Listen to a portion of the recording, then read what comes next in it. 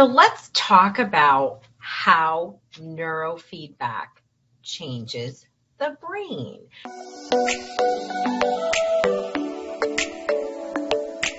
So I've been talking to you about neurofeedback. It's one of my favorite therapies. It really became the game changer in how I treated kids, adults who were struggling with anxiety, depression, OCD, Lyme disease, PANS, and a lot of other areas and sort of everything in between, certainly autism as well, and other neurodevelopmental disorders like ADD. But it also was a game changer for my clients because it became this big shift point. I literally just did a review with a very detailed mom and who does her research and was really kind of doubtful about how neurofeedback was going to help her son. And she had a school meeting and the teacher said that the change was dramatic, that he went from really struggling with his executive functioning, in particular in writing one sentence, to writing juicy paragraphs. Don't you love that?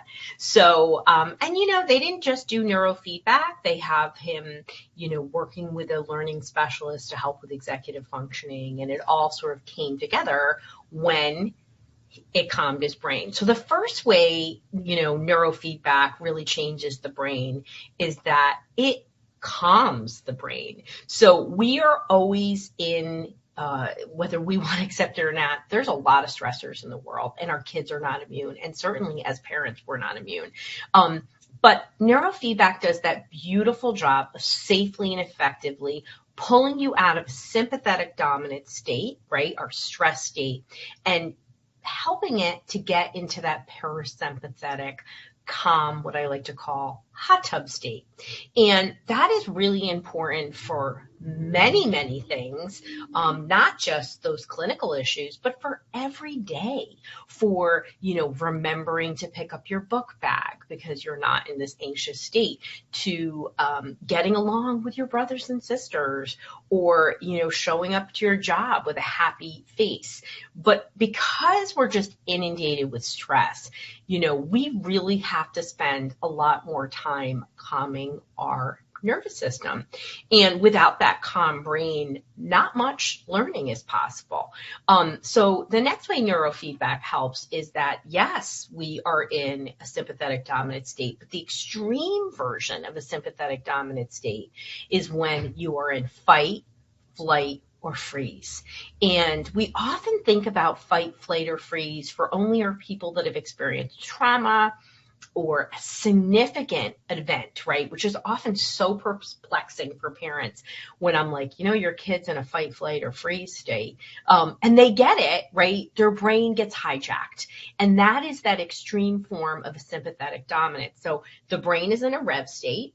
And then what happens is compounders, right? Stressors, everyday stressors, sensory stressors, academic work, you name it, starts getting that nervous system to edge up a little bit further into that sympathetic dominant.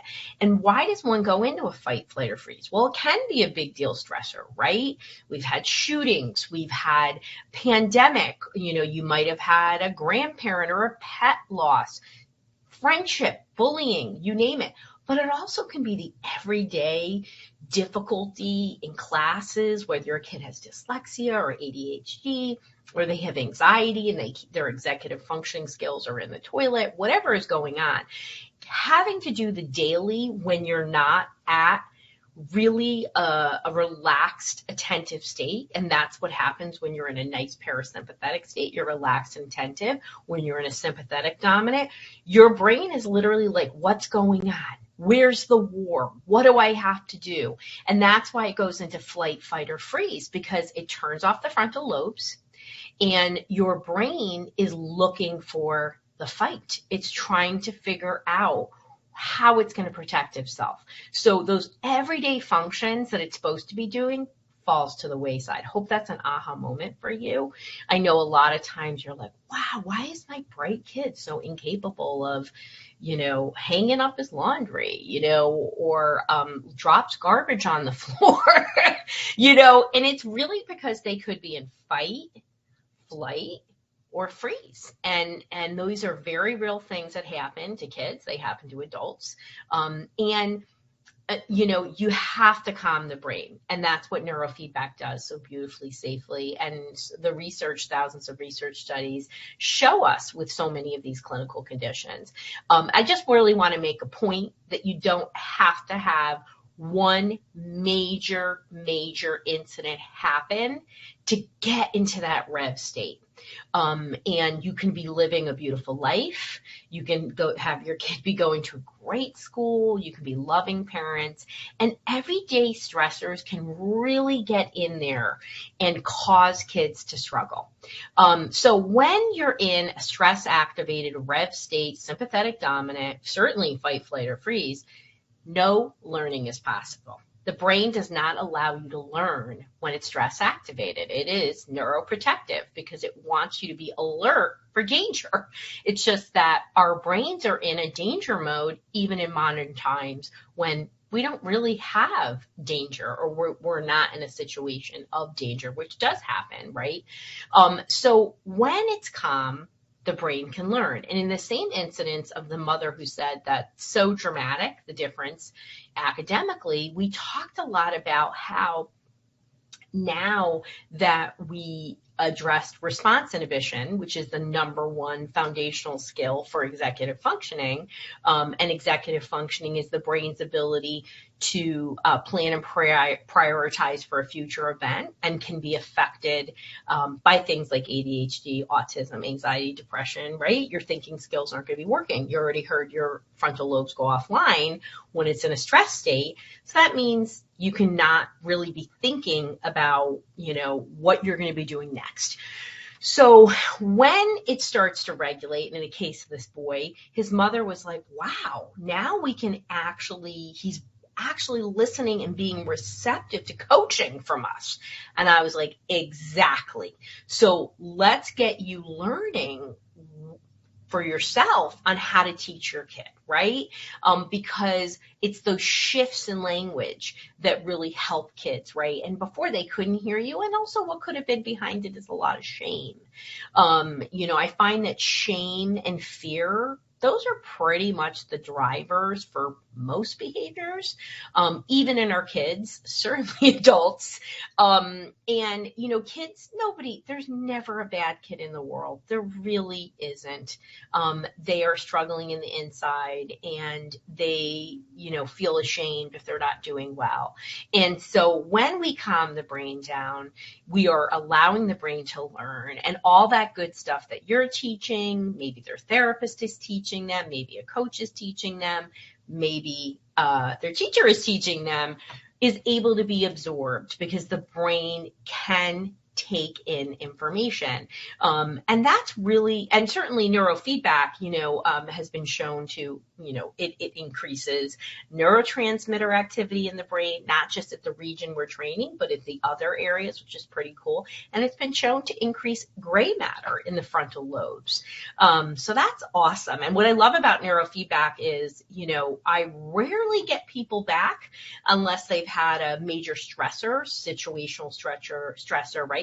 Something happened, bullying or grief, change of some sort, or they've had a head injury, and I'm definitely getting people back with COVID. But the brain, once it learns its new healthy rhythm, continues on that healthy path for as far out as 10 years in research that we're seeing. So it sustains the changes. It's learning a new healthy rhythm, the neurotransmitter activities. And we know that neurofeedback, people do very well with whether they're doing it 2 or 3 times a week. They actually do a little better with intensive. New research just came out in 2020, which I think is pretty cool.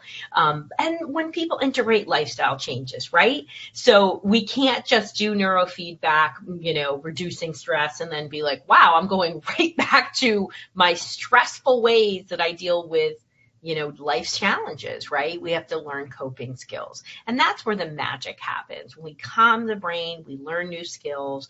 But neurofeedback really gets the brain ready and primed for learning and helps make therapy way more effective, helps makes teaching more effective, and it makes parenting a lot easier. It really made my heart happy to hear that the conflicts were down in this family, that the kids, were really getting along better because of one person who was able to calm their nervous system. So I could talk about neurofeedback all day. I love it.